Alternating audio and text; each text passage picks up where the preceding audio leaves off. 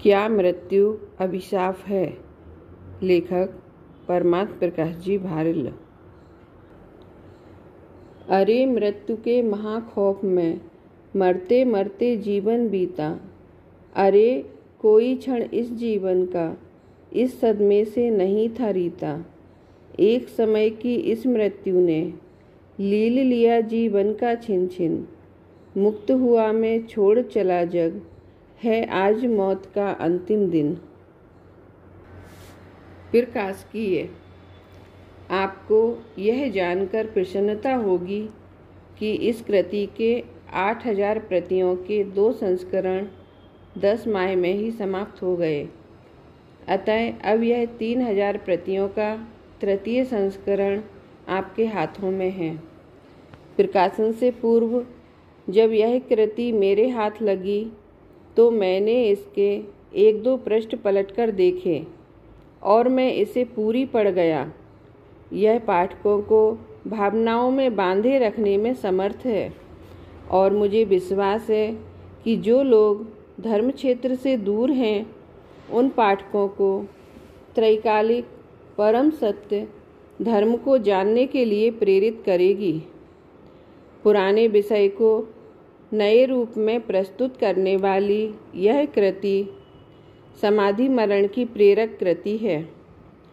संसारावस्था में मरण तो सुनिश्चित ही है। यदि मृत्यु का वास्तविक स्वरूप हमारी समझ में आ जाए तो हम समता भाव पूर्वक देह त्यागने के लिए स्वयं को तैयार कर सकते हैं। आज का समाज धर्म को विज्ञान की कसौटी पर कसने के आग्रह से त्रस्त है और धर्म और विज्ञान संबंधी आलेख भी हमें तत्संबंधित हीन भावना से मुक्त करने वाला है। इस कृति की जो प्रति मुझे पढ़ने को मिली थी उसमें लेखक का नाम नहीं था। कृति की उपादेयता प्रतीत होने से मुझे लेखक का नाम जानने की तीव्र जिज्ञासा हुई और मैंने डॉक्टर भारिल से कहा कि यह कृति आपकी तो है नहीं, क्योंकि मैं आपकी भाषा और प्रतिपादन शैली से भली भांति परिचित हूँ। तब डॉक्टर भारिल ने बताया कि यह निबंध चिरंजीव परमात्म प्रकाश ने लिखे हैं और इन्हें doctor Hukumchand Bharill charitable trust छपा रहा है। तब मैंने तत्काल कहा कि इसे अपन पंडित टोडरमल स्मारक ट्रस्ट से ही क्यों न छपाएं। मुझे प्रसन्नता है कि उन्होंने सहज भाव से स्वीकृति प्रदान कर दी। हमारे अनुरोध पर उन्होंने छोटी सी प्रस्तावना भी लिख दी है। तदर्थ हम लेखक के साथ साथ उनके भी आभारी हैं। प्रस्तुत कृति को आकर्षक कलेवर एवं सुंदर मुद्रण व्यवस्था के लिए श्री अखिल बंसल को भी धन्यवाद देते हैं। ब्रह्मचारी यशपाल जैन, प्रकाशन मंत्री, पंडित टोडरमल स्मारक ट्रस्ट, जयपुर। प्रस्तावना। यद्यपि मृत्यु एक ऐसा तथ्य है कि जिससे ना तो बचा ही जा सकता है और ना उसे टाला ही जा सकता है, क्योंकि प्रत्येक देहधारी की देह का वियोग अपने सुनिश्चित समय पर होता ही है। तथापि प्रत्येक प्राणी सब कुछ दांव पर लगाकर भी उससे बचने या कुछ समय को ही सही उसे टालने के प्रयास में निरंतर प्रयत्नशील रहता है। यद्यपि लोक के इस प्रकार के प्रयास अभी तक तो सफल हुए नहीं और न कभी होंगे ही। तथापि हम एक बार इस बात पर भी गंभीरता से विचार करके देख लें कि यदि ये प्रयास सफल हो गए होते तो क्या होता, या कभी भविष्य में इस प्रकार के प्रयास सफल हो गए तो क्या होगा। जन्म और मरण के समानुपात के कारण ही जनसंख्या नियंत्रित रहती है। जन्म और मृत्यु का समानुपात बिगड़ जाने से निरंतर वृद्धिगत जनसंख्या आज की सबसे बड़ी समस्या बनी हुई है और संपूर्ण विश्व में जन्म दर को नियंत्रित करने के अथक प्रयास हो रहे हैं, फिर भी स्थिति नियंत्रण में नहीं है। यदि मृत्यु पूर्णतः समाप्त हो गई तो फिर जन्म को भी पूरी तरह रोकना अनिवार्य हो जाएगा। ऐसी स्थिति में विकास पूर्णतः अवरुद्ध हो जाएगा। कल्पना कीजिए कि जनसंख्या नियंत्रण के लिए हम 50 वर्ष तक किसी को जन्म लेने ही ना दें, तो फिर एक दिन ऐसा आ जाएगा कि 50 वर्ष की उम्र से कम उम्र का कोई व्यक्ति रहेगा ही नहीं। सर्वत्र वृद्ध लोग ही दृष्टिगत होंगे। ऐसी स्थिति में जब कोई व्यक्ति जवान रहेगा ही नहीं, तो फिर किसी का जन्म लेना भी संभव नहीं रहेगा। क्या आप ऐसी स्थिति के लिए तैयार हैं? नहीं, तो फिर मृत्यु से क्यों भागते हैं? उसे सहज भाव से क्यों स्वीकार नहीं करते? इस पर भी यदि कोई कहे कि हम यह थोड़े ही चाहते हैं कि सभी अमर हो जावें, हम तो मात्र स्वयं ही अमर होना चाहते हैं। अरे भाई, एक तो ऐसा संभव नहीं है, क्योंकि जब आप अमर हो जावेंगे तो अन्य लोग क्यों नहीं? जिस उपाय से आप अमर होंगे उसी उपाय से अन्य लोगों को अमर होने से कैसे रोकेंगे? और वे रुकेंगे भी क्यों? क्योंकि आपके समान ही सभी को अमर होने की तीव्र इच्छा है। यदि ऐसा हो भी गया तो आपकी स्थिति क्या होगी? कभी इसकी भी कल्पना की है आपने? आपके पुत्र पुत्रियों, नाती पोते, उनके भी बच्चे और उनके भी बच्चों के बच्चे सभी आपके सामने ही काल के मुख में जाते रहेंगे और आपको ही उन्हें कंधा देना होगा। क्या यह सब सहन कर सकेंगे आप?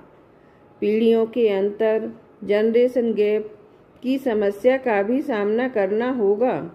जब आज दादा और पोते के विचारों में, रहन सहन में, वस्त्र आदि में आए अंतर को भी समायोजित करना कठिन हो गया है, तब फिर अनेकानेक पीढ़ियों के अंतर का क्या होगा? एक दिन ऐसा भी आ सकता है कि लोग आपको चिड़ियाघर के एक पिंजरे में कैद कर दें और आप एक पुरातत्वीय वस्तु बनकर रह जावें। जन्म मरण की अत्यंत व्यवस्थित वस्तु व्यवस्था में किसी भी प्रकार परिवर्तन संभव नहीं है और न इस प्रकार का कोई परिवर्तन हमारे हित में ही है, क्योंकि मृत्यु सड़ी गली देह से मुक्त होने और एकदम नई स्वस्थ देह को प्राप्त करने का एकमात्र अवसर है। जिस प्रकार हम जर्जर, जीर्ण शीर्ण पुराने मकान को छोड़कर आधुनिकतम सुविधाओं से युक्त नए मकान में खुशी खुशी जाते हैं, फटे पुराने कपड़े उतारकर एकदम नए कपड़े पहनना पसंद करते हैं, उसी प्रकार हमें इस जीर्ण शीर्ण फटी पुरानी देह को छोड़कर नई नवेली देह में जाने के लिए खुशी खुशी तैयार रहना चाहिए। यदि हम ऐसा कर सकें तो हमारी यह मृत्यु महोत्सव हो जाएगी। चिरंजीव परमात्म प्रकाश ने पहले निबंध में मृत्यु संबंधी उक्त सत्य पर बड़ी ही संजीदगी से गहन विचार किया है। अनेकानेक युक्तियां प्रस्तुत कर विषय वस्तु को स्पष्ट करने का सफल प्रयास किया है। क्या विज्ञान धर्म की कसौटी हो सकता है? इस दूसरे निबंध में भी उन्होंने यह समझाने का सार्थक प्रयास किया है कि धर्म भी आत्मा की शोध खोज का प्राचीनतम व्यवस्थित विज्ञान है, वीतराग विज्ञान है, क्योंकि वह वीतरागता की प्राप्ति कैसे होती है इस पर व्यवस्थित प्रकाश डालता है। स्वयं में परिपूर्ण उक्त विज्ञान को इस आधुनिक भौतिक विज्ञान की कसौटी पर कसना, जो अभी स्वयं अपूर्ण है और प्रतिदिन अपनी ही बात को गलत सिद्ध करता प्रतीत होता है, कहाँ तक न्याय संगत है। जिस विज्ञान ने आज इतनी विनाशक सामग्री तैयार कर दी है कि यदि उसके शतांश का भी प्रयोग हो जावे तो संपूर्ण विश्व नेस्तनाबूद हो सकता है, उस विज्ञान को तो धर्म के अंकुश की आवश्यकता है, अन्यथा वह विश्व को विनाश की विकराल ज्वाला में धकेल सकता है। जिन लोगों ने ऐसे शस्त्रों का निर्माण किया है, वे लोग तो यही चाहेंगे कि उनके बनाए शस्त्रों का उपयोग हो, क्योंकि उन्हें उसी से प्रतिष्ठा प्राप्त होगी। सत्ता के मद में मदोन्मत्त सत्ताधारी लोगों के पास भी इतना विवेक कहाँ है कि वे इस विश्व को विनाश से बचा सकें। अहिंसा धर्म और अहिंसक धर्मात्मा ही इस काम को बखूबी कर सकते हैं।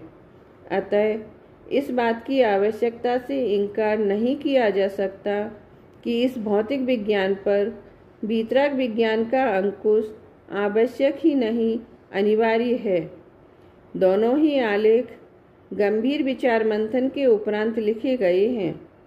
संबंधित विषय में किए गए गंभीर चिंतन को सतर्क प्रस्तुत करते हैं, अतः पूरी गंभीरता के साथ मूलतः पठनीय हैं। डॉक्टर हुकुमचंद भारिल, जयपुर। मुझे जो कुछ कहना है।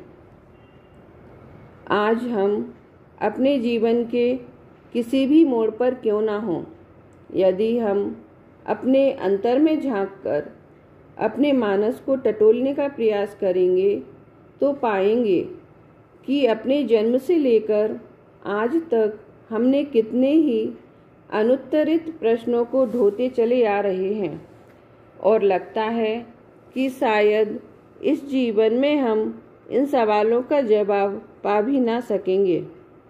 इस त्रासदी का शिकार मात्र हम अकेले ही नहीं हैं, वरन सभी लोग हैं, हम सभी। अनंत लोग यहाँ आए, जीवन भर इन अनुत्तरित प्रश्नों का बोझ ढोते रहे और ऐसे ही चले गए। आज उनकी जगह हमने ले ली है। हम भी अब तक सफलतापूर्वक वह भार वहन कर रहे हैं। एक दिन हम भी चल देंगे एवं कोई और आ जाएगा और बदलेगा कुछ भी नहीं। सब कुछ वैसा ही चलता रहेगा। शायद वे प्रश्न अनुत्तरित ही बने रहेंगे। आखिर क्या हैं वे प्रश्न? उनका जवाब मिलता क्यों नहीं? कब मिलेगा उनका जवाब? यदि मिलेगा तो कब, कहाँ, किससे और कैसे? ये सारे प्रश्न हैं आत्मा परमात्मा, जीवन मरण, कर्म और उनका फल, आत्मा का अस्तित्व व पुनर्जन्म इत्यादि विषयों से संबंधित। ये सारे प्रश्न ऐसे हैं कि जिनका उत्तर तत्काल मिलना आवश्यक व महत्वपूर्ण है। इनका उत्तर पाने के लिए हम एक और कल तक का इंतजार करें, यह हमारी भारी भूल होगी, क्योंकि इन सारे प्रश्नों के उत्तर में ही हमारे वर्तमान जीवन का रहस्य छुपा हुआ है। इन प्रश्नों के उत्तर से ही हमारे जीवन को दिशा मिलेगी। हम यह निर्णय कर पाएंगे कि हम यह जीवन किस प्रकार जिए, हमारी जीवन प्रणाली कैसी हो, इस जीवन में हमारी प्राथमिकताएं क्या हों, इस जीवन में क्या करना महत्वपूर्ण है। यदि हम अपने जीवन को दिशा देने का यह कार्य आज नहीं करेंगे तो कब करेंगे? क्या जीवन बीत जाने के बाद? कोई कह सकता है कि अभी तो हम जवान हैं, पूरा बुढ़ापा तो पड़ा है कि यह सब करने के लिए। उनसे मैं कहना चाहता हूँ कि भाई, बुढ़ापे का वह मजबूरियों व पराधीनता से भरा कमजोर जीवन भला जीवन को क्या दिशा देगा? यदि दिशा मिल भी गई तो अब चलने के लिए शेष बचा ही कितना है।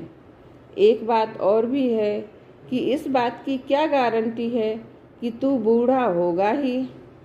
कौन जाने यह जीवन दीप कब बुझ जावे, तब यह कार्य तू कब करेगा। इनके अतिरिक्त और भी अनेकों ऐसे प्रश्न हैं जो मात्र वर्तमान में ही प्रासंगिक होते हैं। हाँ, यह वर्तमान 1 मिनट से लेकर 1 जीवन तक कुछ भी हो सकता है। तात्कालिक महत्व के अनेक प्रश्न हमारे मन में उठते हैं व अनुत्तरित ही कालांतर में वहीं दफन हो जाते हैं। धार्मिक व दार्शनिक मान्यताओं का विज्ञान की नज़र में क्या स्थान है? क्या वे विज्ञान की कसौटी पर खरी उतरती हैं? ऐसे ही कुछ प्रश्न हमें निरंतर परेशान किए रहते हैं व हमें दृढ़तापूर्वक धर्म व अध्यात्म की दिशा में आगे नहीं बढ़ने देते। अविचारी लोगों की तो बात ही क्या करें, पर विचारवान लोगों के चित्त में यह प्रश्न तब उठना प्रारंभ होते हैं जब जीवन की दौड़ में भरपूर हाथ आजमा लेने के बाद भी कुछ हाथ लगता दिखाई नहीं देता। जीवन अर्थहीन ही दिखाई देता है। तब प्रश्न उठता है कि अब क्या। पहले जब जब भी कोई कहता था कि अरे क्या मात्र इस आज में ही उलझा रहेगा, कुछ कल का तो विचार कर, आज के इस क्षणिक आनंद के लिए अपने भविष्य को क्यों खतरे में डालता है। तब यह कहता था कि कल किसने देखा है। तुम्हारे इस काल्पनिक सपनों के कल के लिए अपना यह जीता जागता प्रत्यक्ष आज क्यों दांव पर लगाऊं और सिर्फ अपना आज ही संभालने में अपना सारा जीवन ही बिता देने के बाद जब कुछ भी हाथ नहीं आता और यह जीवन भी समाप्त होता दिखने लगता है, तब इसे भविष्य की याद आती है। कल तक जो भविष्य के लिए कुछ भी करना भारभूत लगता था, बंधन कारक लगता था, अब उसी भविष्य की चाहत पैदा होने लगती है। अब यदि भविष्य ना हो, पुनर्जन्म ना हो, तो सब कुछ समाप्त होता दिखने लगता है। तब इसे पुनर्जन्म की चाहत पैदा होने लगती है। अब यह उसकी संभावनाएं तलाशने लगता है। जहां आशा की एक क्षीण सी भी किरण दिखाई देती है, उसका आधार खोजने का प्रयास करता है। उसकी सच्चाई के बारे में आश्वस्त होना चाहता है और फिर उस भविष्य को संवारने के उपाय खोजने लगता है। संवारने के प्रयासों में जुट जाता है। इस जन्म की कमाई को अगले जन्म में ट्रांसफर करने के उपाय खोजने व करने लगता है। इस क्रम में इसे कर्म व कर्मफल के विधान की आवश्यकता भासित होती है और यह इस गुत्थी को सुलझाने के प्रयास में और अधिक उलझता चला जाता है। इस संबंध में अनेक प्रश्न दिमाग में उठते हैं। क्या स्वयं किए कर्मों का फल हमें भोगना ही पड़ता है? क्या इससे बचने का कोई उपाय नहीं है? क्योंकि ऐसे कर्म तो कोई करता नहीं है जिसका फल भोगने की चाहत मन में हो।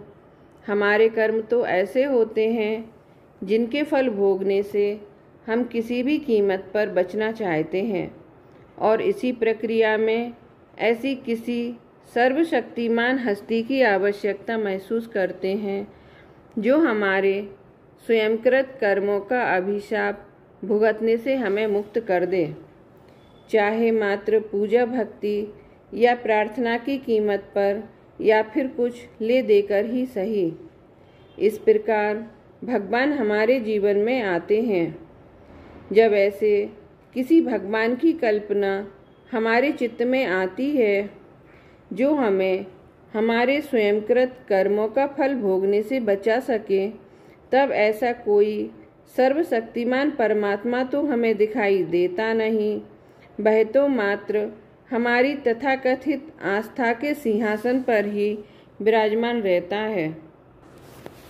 पर इस तरह के कार्य संपन्न कर देने का दावा करने वाले कुछ तथाकथित छोटे छोटे परमात्मा हमें अपने इर्द गिर्द ही मिल जाते हैं, और तब मरता क्या ना करता। इस नीति के अनुसार हम सहज ही उनकी गिरफ्त में आ जाते हैं। जीवन के इस मुकाम पर व्यक्ति के पास शक्ति, समय व धैर्य का नितांत अभाव होता है। ऐसे में उसके पास इन प्रश्नों के उत्तर से संबंधित विभिन्न प्रचलित मान्यताओं के अध्ययन और उसकी प्रामाणिकता को जांचने का अवसर नहीं होता है, और अमूमन यह अपने आसपास प्रचलित मान्यताओं से ही अपने आप को बहलाने लगता है। असमंजस की ऐसी स्थिति में उसके इन विचारों में दृढ़ता का अभाव बना ही रहता है। फलस्वरूप प्रयत्न भी शिथिल से बने रहते हैं। तब साध्य की सिद्धि कैसे हो, इस प्रकार अपने आत्मा परमात्मा के स्वरूप को समझकर उसके कल्याण करने का एक स्वर्णिम अवसर एक बार फिर हाथ से निकल जाता है। प्रस्तुत कृति ऐसे ही अनेकों प्रश्नों के उत्तर प्रस्तुत करने के क्रम में मेरा प्रथम प्रयास है। इसका अध्ययन पाठकों में चिंतन की एक सार्थक प्रक्रिया प्रारंभ करने में निमित्त बने व चिंतन को एक दिशा दे सके, तो मेरा यह प्रयास सार्थक होगा। परमात्म प्रकाश भारिल। क्या मृत्यु अभिशाप है? आज मृत्यु महोत्सव का मंगलमय प्रसंग है। आपको अटपटा लग रहा होगा कि मैं यह क्या कह रहा हूँ। कहीं मजाक तो नहीं कर रहा हूँ? क्या यह मजाक का अवसर है? नहीं, कदापि नहीं। यह मैं नहीं कह रहा हूँ, यह तो शास्त्रों में लिखा है। आचार्यों ने मृत्यु को महोत्सव कहा है। महोत्सव तो मंगलमय प्रसंग हुआ करता है, आनंद से ओतप्रोत, परिपूर्ण। फिर यह शोकमय प्रसंग कैसे बन गया? इसमें रोना धोना कहाँ से शामिल हो गया? रोना धोना शामिल क्या हो गया? मात्र रोना धोना ही तो बचा है, हंसना बोलना तो वर्जित हो गया है। आखिर यह कैसे हुआ? कब और कैसे यह आनंदमय महोत्सव एक रुदन व क्रंदन, रोने व बिलखने के कार्यक्रम में बदल गया? हमें इस तथ्य की गहराई में जाना होगा। पहले हम यह समझेंगे कि आखिर क्यों आचार्यों ने इसे मृत्यु महोत्सव कहा। हम लोग दीपावली के दिन नए वस्त्र धारण करते हैं व पुराने वस्त्रों को तिलांजलि दे देते हैं, छोड़ देते हैं। यही काम मुस्लिम लोग ईद के दिन करते हैं व ईसाई लोग करते हैं क्रिसमस के दिन। मैं आपसे पूछना चाहता हूँ कि हिंदुओं की दीपावली, मुस्लिमों की ईद या ईसाइयों की क्रिसमस मातम का दिन है या महोत्सव का? उस दिन लोग जश्न मनाते हैं या क्रंदन, रोते करते हैं। इसी परिप्रेक्ष्य संदर्भ में हम मृत्यु को देखें। मृत्यु आखिर है क्या? मृत्यु में कुछ नष्ट नहीं होता, मात्र परिवर्तन होता है। अवस्था का परिवर्तन, शरीर का परिवर्तन। हम पुरानी जीर्ण जर्जर देह छोड़कर नई देह धारण करते हैं।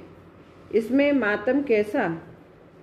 शाश्वत आत्मा अर्थात कभी नष्ट ना होने वाला आत्मा मृत्यु व जन्म के माध्यम से अपना चोला बदलता है, शरीर बदलता है, देह का परिवर्तन करता है। ठीक उसी प्रकार जिस प्रकार हम कपड़े बदलते हैं। यहाँ ध्यान देने योग्य बात यह है कि देह परिवर्तन की यह प्रक्रिया सिर्फ मृत्यु के द्वारा संपन्न नहीं होती, वरन मृत्यु व जन्म दोनों घटनाओं की एक मिलीजुली प्रक्रिया है। जीव एक स्थान पर मृत्यु को प्राप्त होता है व अगले ही क्षण दूसरे स्थान पर जन्म लेता है, एक देह छोड़ता है व दूसरी धारण करता है। इस प्रकार मृत्यु संपूर्ण घटनाक्रम का मात्र एक पहलू है। मृत्यु अपने आप में संपूर्ण घटनाक्रम नहीं है, फिर भी हम जन्म को आनंद का विषय मानते हैं तो मृत्यु को सुख का। जब जन्म और मृत्यु एक ही घटना के दो पहलू हैं, तो फिर एक को आनंद और दूसरे को सुख के रूप में कैसे देख सकते हैं? दरअसल इस पूरे घटनाक्रम का कार्य क्षेत्र बहुत बड़ा है। पूरा लोकाकाश, इस ब्रह्मांड में जहाँ जहाँ जीव जा सकते हैं उसे लोकाकाश कहते हैं। जीव इस लोक के एक स्थान पर मृत्यु को प्राप्त होता है और वहाँ से कहीं दूर जन्म लेता है।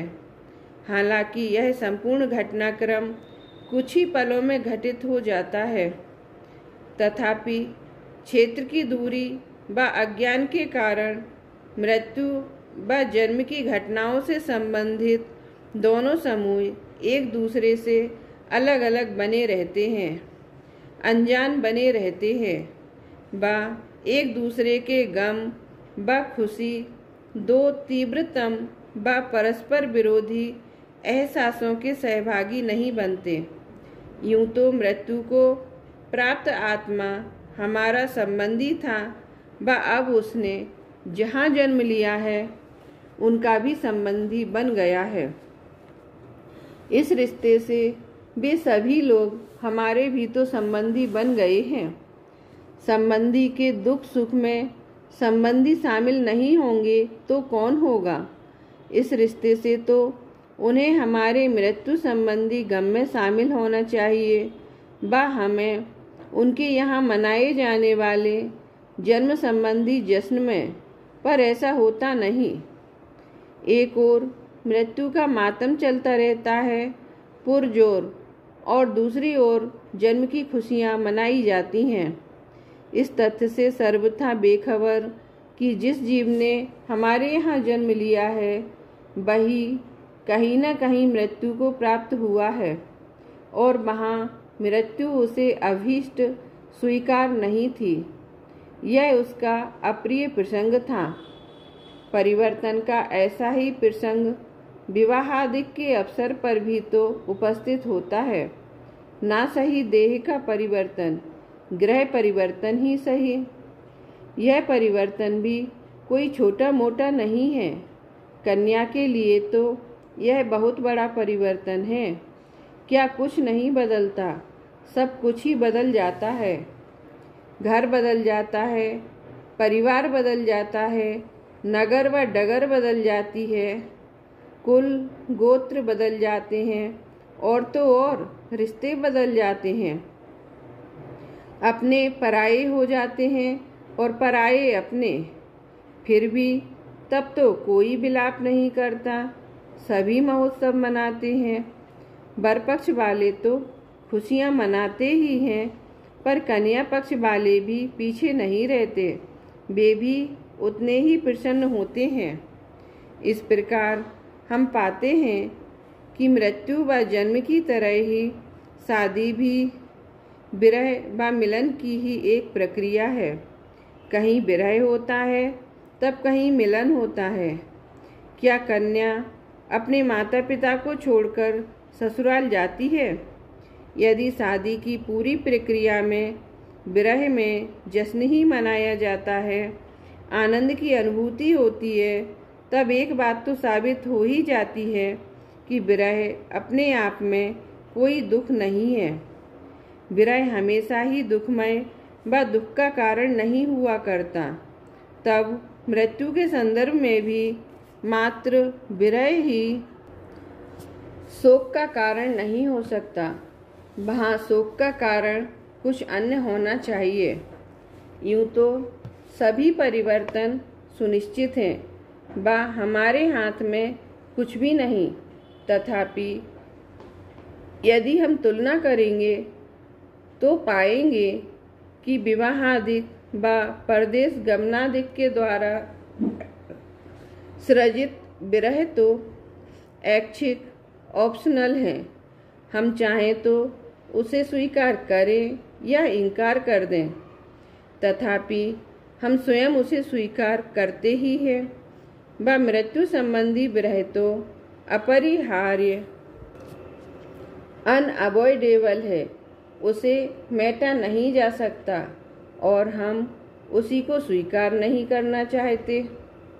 यदि विरह मात्र ही दुख का कारण है तो जिन विरह प्रसंगों को रोकना हमारे हाथ में है, हम उन्हें क्यों स्वीकार करते हैं? विरह के तो कई अन्य प्रसंग भी जीवन में उपस्थित होते हैं, जैसे कि पुत्र व मित्रादि अपना घर छोड़कर दूसरे देश में जा बसते हैं और वहाँ से वर्षों तक लौटते ही नहीं हैं।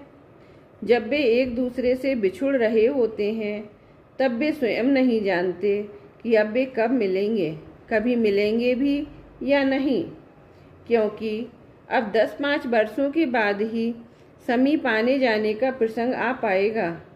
इन 10-5 वर्षों तक कौन जीवित रहेगा और कौन नहीं, कोई नहीं जानता। तब भी वे प्रसन्नतापूर्वक एक दूसरे से विदा होते हैं, क्योंकि विदाई के इस प्रसंग में विरह तो गौण है, मुख्यता है भावी जीवन के प्रति सुखद परिकल्पनाओं की। पद प्रतिष्ठा, दौलत व सत्ता और धन व वैभव प्राप्त होंगे, घर परिवार फलेगा फूलेगा इत्यादि सुखद परिकल्पनाएं विरह की पीड़ा को तिरोहित कर देती हैं, गौण कर देती हैं।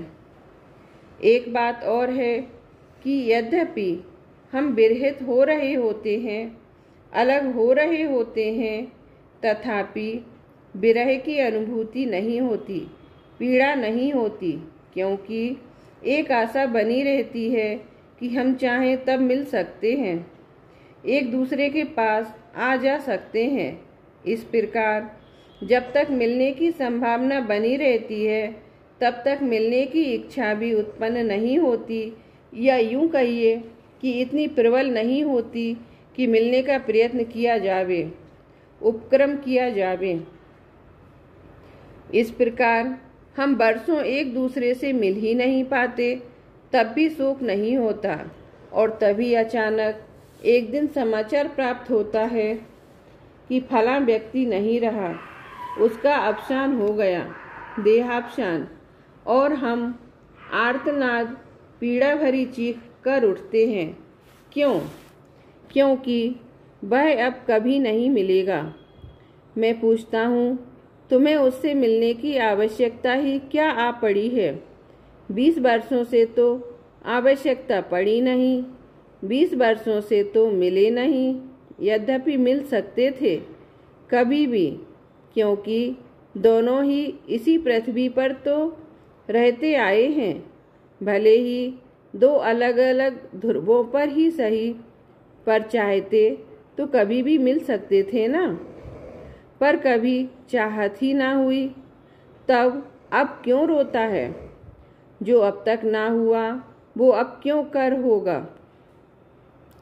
पर नहीं, हमें तो सभी संभावनाओं के दरवाजे खुले रखने हैं। हमें ना मिलने का दुख नहीं होता, हमें अफसोस होता है ना मिल सकने का। यहाँ हमारी समस्या विरह नहीं है, यहाँ हमारी व्यथा मजबूरी है, हमारा असहायपना है। विरही तो हम वर्षों से थे, पर व्यथित नहीं थे, क्योंकि विरह हमारी बेबसी नहीं थी, हमने स्वयं उसका वरण किया था। पर आज स्थिति उलट गई है। आज विरह हमारी नियति, डेस्टिनी बन गया है। अब हम लाख चाहे कभी मिल नहीं सकते। आज विरह हमारी मजबूरी बन गया है और यही मजबूरी हमें विचलित करती है, क्रंदन को जन्म देती है, विरह नहीं। शादी से उत्पन्न हुए विरह में भी यही तो होता है। उस विरह का वर्ण हम स्वयं करते हैं, अपने काल्पनिक स्वर्णिम भविष्य के सुनहरे स्वप्न संजोते हुए, और इस प्रकार शादी के फलस्वरूप सर्जित विरह हमें व्याकुल नहीं करता। मृत्यु के संदर्भ में ऐसा नहीं होता। मृत्यु का वर्ण हम स्वयं नहीं करते सप्रेम, बल्कि हम तो उससे भागते ही रहते हैं निरंतर। अरे सचमुच तो क्या, कल्पना में भी मृत्यु को अपने पास नहीं फटकने देना चाहते। उसकी चर्चा तक हमें पसंद नहीं। यदि कभी प्रसंगवश चर्चा चल ही पड़े तो हम तत्क्षण उसे रोक देना चाहते हैं बलात्। हालांकि शादी ब्याह की चर्चा हम बड़े चाव से करते हैं। उसकी चर्चा चलने पर हमारा मन बल्लियों उछलने लगता है। दूर देश जाने की चर्चा चलने पर भी हम अनंत उत्साह से भर उठते हैं। फिर मृत्यु की चर्चा आने पर ही क्यों मायूस हो जाते हैं? क्योंकि मृत्यु के बाद का जीवन हमारी नज़रों से ओझल रहता है। अरे नज़रों से तो क्या, कल्पना से भी ओझल रहता है। मृत्यु के बाद हमारे पास भविष्य की कोई परिकल्पना नहीं होती, और तो और भविष्य है भी या नहीं, इसके बारे में भी हम सशंकित ही रहते हैं। आखिर ऐसा क्यों होता है? जब विवाह या लंबे लंबे समय के लिए परदेश गमनादिक भी विरह के ही प्रसंग हैं, और तब भी ये प्रसंग शुभ प्रसंग ही कहे व माने जाते हैं, तब उसी तरह का मृत्यु नामक यह प्रसंग हमें क्यों अनिष्ट लगता है, क्यों अशुभ लगता है, क्यों हमें भयभीत करता है? इसका एकमात्र कारण है हमारी दृष्टि की संकीर्णता। विवाह आदि में जहाँ वर्तमान तो हमारे सामने है ही जीता जागता, साथ ही भविष्य भी हमारी दृष्टि से ओझल नहीं है। भविष्य है व उसके बारे में स्वर्णिम परिकल्पना भी है। मृत्यु के बारे में ऐसा बिल्कुल नहीं है। मृत्यु के बारे में भय या आशंका सिर्फ इस बात की ही नहीं रहती कि मृत्यु के बाद के संयोग कहीं वर्तमान संयोगों से बदतर ना हों, बल्कि हमें तो मृत्यु के बाद अपना अस्तित्व ही संदिग्ध दिखाई देता है, और इसीलिए मिट जाने की अपेक्षा हम बने रहना पसंद करते हैं। जीवन में चाहे कितने ही विपरीत संयोग हों, हम मरना नहीं चाहते।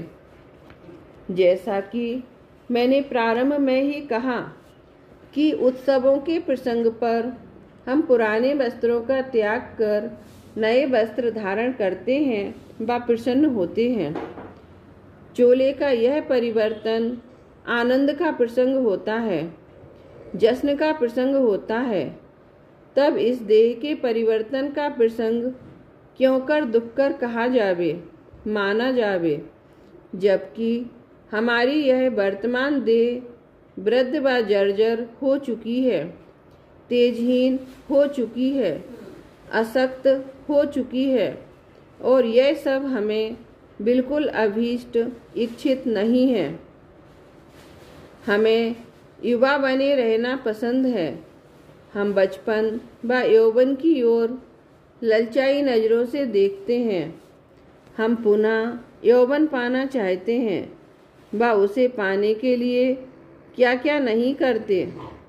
समय बर्बाद करते हैं, धन बर्बाद करते हैं, तब भी क्या हो पाता है? कुछ भी तो नहीं। दूसरी ओर पुनः बचपन व यौवन प्राप्त करने का सर्वोत्तम साधन उपलब्ध है, मृत्यु व पुनर्जन्म। तब क्यों नहीं हम इस विकल्प की ओर आकर्षित होते हैं। आकर्षित होने से मेरा तात्पर्य यह नहीं कि हम आत्महत्या कर लें, स्वेच्छा से मृत्यु का वरण कर लें, पर जब यह कार्य प्राकृतिक तरीके से हो ही रहा हो तब इसका इतना तीव्रतम प्रतिरोध क्यों, उसके प्रति अनिच्छा क्यों, भय क्यों?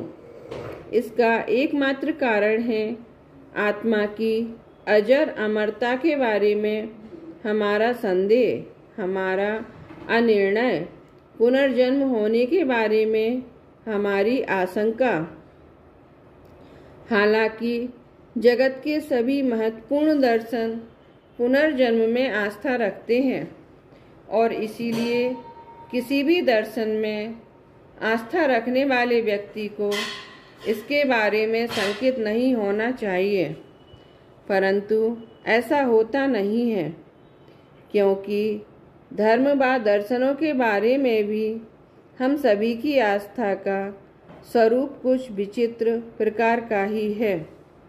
एक ओर हमें जगत की विशालता व प्राकृतिक व्यवस्थाएं आश्चर्यचकित करती हैं एवं फलस्वरूप इन सभी व्यवस्थाओं का संचालन करने वाली किसी पारलौकिक शक्ति या सर्वशक्तिमान की परिकल्पना जन्म लेती है। हम उसके प्रति श्रद्धावनत होते हैं, उसके दंड विधान से भयभीत होते हैं और इसलिए उसे रिझाने के लिए उसके समक्ष नतमस्तक होते हैं। तथापि उसके प्रति हमारी श्रद्धा सुविधा भोगी ही बनी रहती है। धर्म के जो विधान हमें अपने अनुकूल लगते हैं उन्हें हम स्वीकार कर लेते हैं, व जो प्रतिकूल लगते हैं उनकी हम अनदेखी कर देते हैं। हम धर्म भीरु, धर्म से डरने वाले हैं, धर्मात्मा नहीं, धर्म के पालक नहीं, धार्मिक नहीं। धर्म के प्रति अनजाने ही एक अजीबोगरीब उपेक्षा भाव हमारे मस्तिष्क में है, हमारी मनोवृत्ति में है। धर्म के किसी भी विधान को अपनी सुविधा असुविधा के हिसाब से हम स्वीकार या अस्वीकार भले कर लेते हैं, पर उनकी सत्यता या असत्यता की जांच करने की हम कभी कोशिश ही नहीं करते। हमें उसकी आवश्यकता ही महसूस नहीं होती। धर्म के प्रति हमारा यह रवैया क्यों है, कैसा है, कैसा होना चाहिए आदि, यह पृथक समीक्षा का विषय है व इसकी चर्चा हम अन्यत्र करेंगे।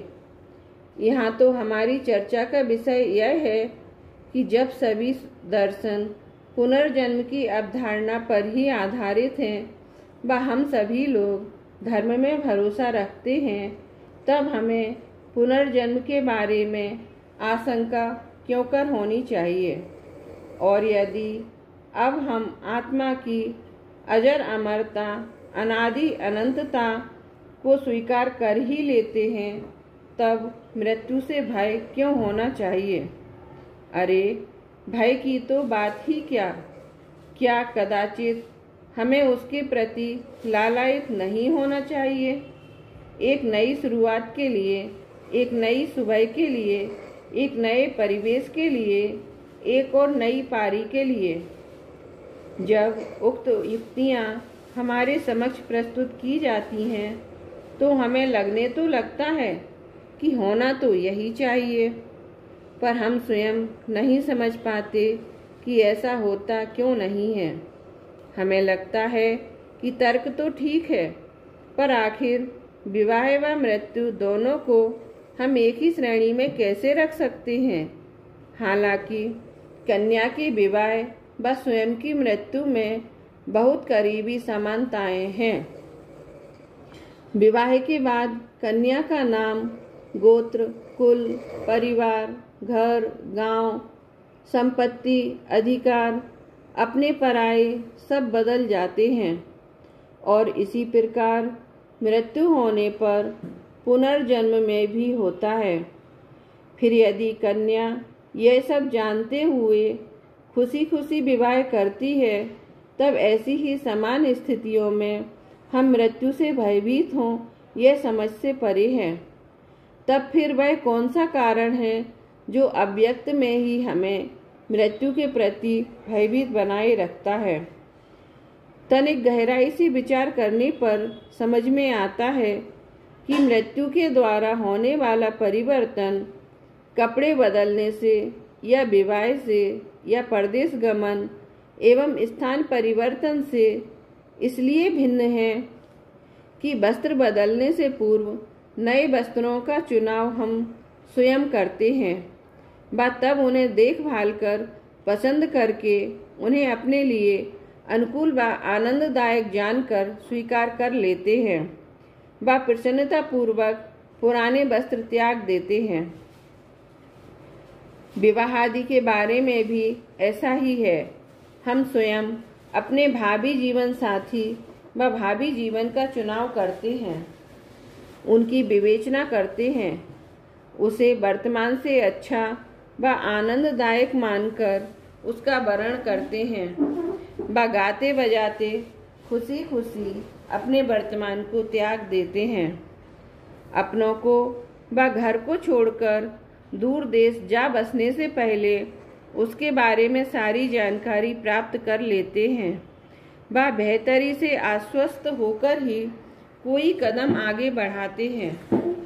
इस प्रकार यहाँ हमें लगता है कि चुनाव हमारे ही हाथ में है, भविष्य निश्चित ही हमारे वर्तमान से बेहतर है।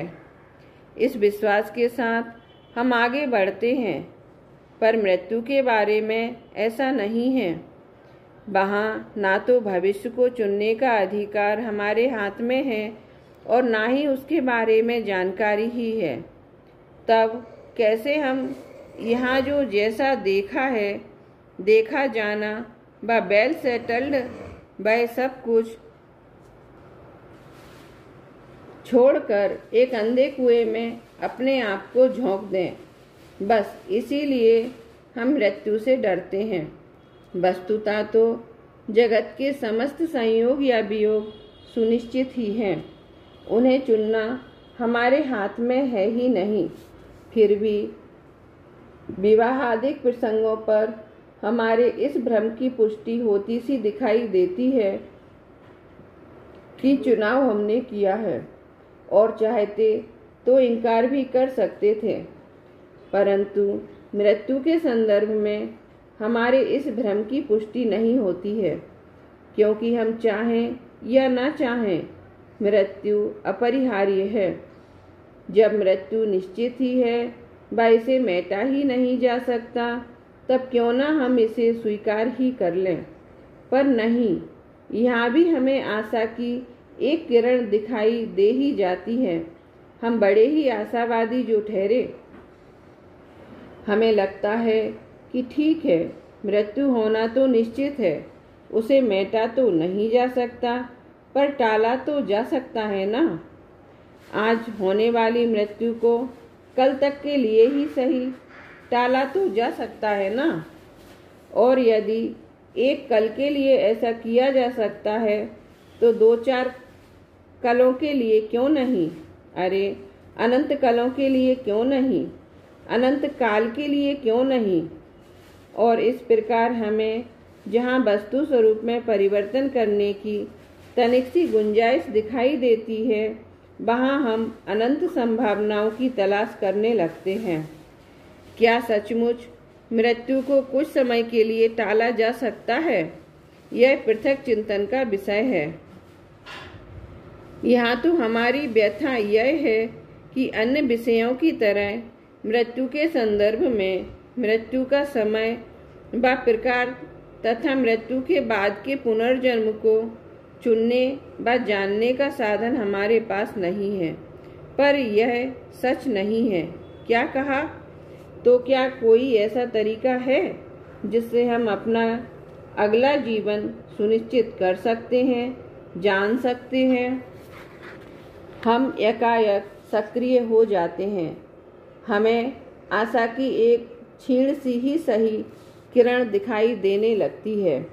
हाँ, मैं कहता हूँ कि हम अपने अगले जीवन का चुनाव भी कर सकते हैं व जान भी सकते हैं। जगत में चुनाव की भिन्न भिन्न पद्धतियाँ होती हैं। यह पद्धति भी कुछ अलग ही तरह की है। इसी प्रकार देखने जानने के तरीके भी भिन्न भिन्न होते हैं। कुछ चीज़ों को सीधे सीधे जाना जा सकता है व कुछ को अनुभव के आधार पर अनुमान से। कुछ दृश्य अत्यंत स्पष्ट होते हैं व उन्हें हर कोई पढ़ सकता है और कुछ दृश्यों को पढ़ने के लिए अनुभव की आंखें चाहिए। सामान्य फोटोग्राफ को तो कोई भी स्पष्ट देख समझ सकता है, पर एक्सरे फोटोग्राफ को देखने, समझने व जानने के लिए, उसमें से निष्कर्ष निकालने के लिए एक गहरे अनुभव की आवश्यकता होती है।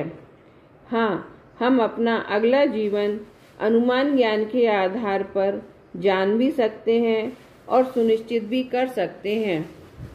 जगत के सभी प्रमुख दर्शन मानते हैं कि यह जीव स्वयं जिस प्रकार के कर्म करता है तदनुसार फल प्राप्त करता है। कर्तावादी दर्शन मानते हैं कि कोई ईश्वरीय शक्ति इन सब क्रियाकलापों का नियंत्रण करती है व जीव के द्वारा किए गए कर्मों के अनुसार उसकी नियति का निर्धारण करती है। व अकर्तावादी दर्शनों के अनुसार यह एक स्वचालित प्रक्रिया है। तथापि यह निर्विवाद मान्यता है कि अपने अपने कर्मों का फल सभी जीव भोगते हैं। उक्त तथ्य को स्वीकार करते ही हम अनिश्चित कहाँ रहते हैं, परवश कहाँ रहते हैं, अनाथ कहाँ रहते हैं, इस तथ्य को स्वीकार करते ही हम स्वयं अपने भविष्य के एक सक्षम नियंता के रूप में स्थापित हो जाते हैं। सिर्फ अगले जन्म के लिए ही नहीं, आगामी अनंत काल तक के लिए, अनंत जन्मों के लिए, अपने इसी जन्म के बाकी बचे समय के लिए भी और तो और वर्तमान के लिए भी। प्रसंगवश एक बात और स्पष्ट कर दूं कि जन सामान्य की यह धारणा कि जीव पूर्व जन्म के कर्मों का फल इस जीवन में भोगता है व इस जीवन के कर्मों का फल अगले जीवन में भोगेगा, पूरी तरह सही नहीं है। कर्मों का फल भोगने की सीमा का निर्धारण भव योनि के आधार पर नहीं है, वरन काल के आधार पर है। कर्मबंध व उदय की प्रक्रिया कुछ इस प्रकार की है कि बांधे गए कुछ कर्म बहुत समय के बाद उदय में आकर फल देते हैं व कुछ कर्म तत्काल ही उदय में आकर फल देते हैं। इस प्रकार यह जरूरी नहीं कि हमारे इस जन्म में किए गए कृत्यों का फल निश्चित तौर पर अगले जन्म में ही मिलेगा, इस जीवन में नहीं। यह एक गंभीर व विस्तृत विषय है जिस पर पृथक चर्चा अभीष्ट है। हम अपना वर्तमान जीवन शांति व सदाचार पूर्वक पुण्य कार्य करते हुए बिताएं तो हम स्वयं यह सुनिश्चित कर सकते हैं कि हमारी मृत्यु भी मंगलमय होगी व अगला जीवन भी। अब भी अगर हमारे अंदर मृत्यु या भावी जीवन के बारे में भय व आशंका विद्यमान रहती है तो हमें समझना चाहिए कि हमारी वर्तमान परिणति व क्रियाकलाप इतने विकृत हैं कि हम अपने स्वर्णिम भविष्य के लिए आशान्वित ही नहीं हैं, या यूं कहिए कि हम यह मानते हैं कि ऐसी परिणति के चलते हमारा भविष्य निश्चित तौर पर अंधकारमय ही है। यदि ऐसा है तो आवश्यकता इस बात की है कि हम अपने वर्तमान को इस प्रकार डिजाइन करें कि उसमें से एक सलोने स्वर्णिम भविष्य का उदय हो। हमारा वह वर्तमान जीवन ऐसा हो कि जो हमारे अनंत भविष्य को उज्जवल बनाए, ऐसा आदर्श जीवन कैसा होना चाहिए, इसकी चर्चा हम विस्तार पूर्वक एक अन्य कृति में करेंगे। मृत्यु को महोत्सव बनाने के लिए जरूरी है कि हमारा संपूर्ण जीवन ही महोत्सवमय हो। जिनका जीवन महोत्सव होता है, उनकी मृत्यु महोत्सव होती है। उनका पुनर्जन्म महोत्सव होता है। उनका जन्म कल्याण स्वरूप होता है, स्वयं व पर का कल्याण करने वाला होता है। जन्म अपने आप में कोई महान वस्तु नहीं है और इसलिए जन्म को कल्याण स्वरूप मानना व कहना उचित नहीं है। तथापि जिनका जीवन कल्याण स्वरूप होता है, उनके जन्म को तो कल्याण स्वरूप कहा ही जाएगा, माना ही जाएगा। वर्तमान में हमारी जीवन शैली में मात्र वर्तमान की ही मुख्यता है।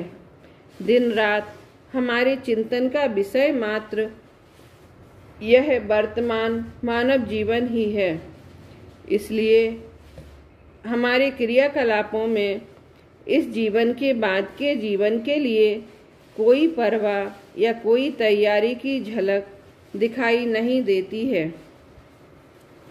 यदि हम अपने चिंतन के दायरे को विस्तार देकर अनंत काल तक रहने वाले इस भगवान आत्मा के बारे में सोचना प्रारंभ करेंगे, तो हमारी सोच में, हमारी रीति नीति में, हमारी वर्तमान जीवन शैली में मूलभूत परिवर्तन हो जाएगा और तब हम मृत्यु के प्रति भयभीत भी ना रहेंगे।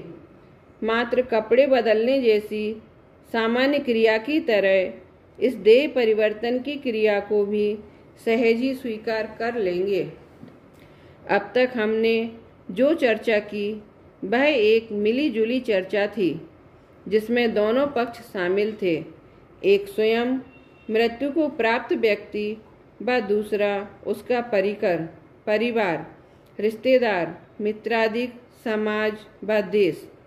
अब हम दोनों पक्षों को अलग करके पृथक पृथक उन पर पड़ने वाले प्रभावों की चर्चा करें।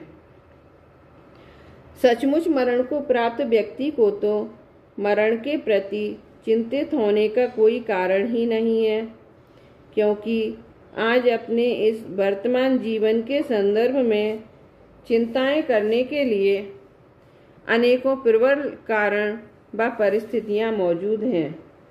पर मृत्यु होने के बाद वह ना तो उन परिस्थितियों का कर्ता रहेगा और ना उपभोक्ता, और तो और ज्ञाता भी नहीं रहेगा।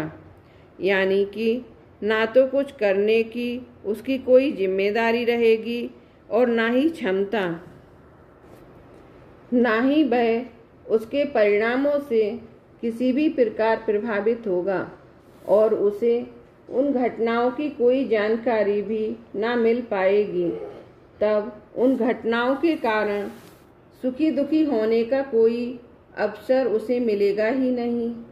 और इस प्रकार हम कह सकते हैं कि मृत्यु तो हमें वर्तमान परिस्थितियों से उबार लेने के लिए मिला एक स्वर्ण अवसर है। उन परिस्थितियों से उबरने का माध्यम है जिन पर नियंत्रण प्राप्त करना हमारी सामर्थ्य में था, उन पर तो हम नियंत्रण प्राप्त कर ही चुके होते हैं।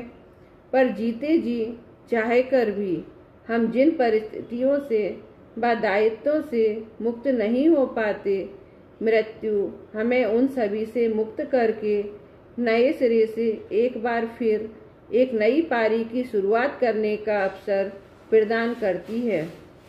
तब मृत्यु को प्राप्त व्यक्ति क्यों कर मृत्यु से भयभीत हो।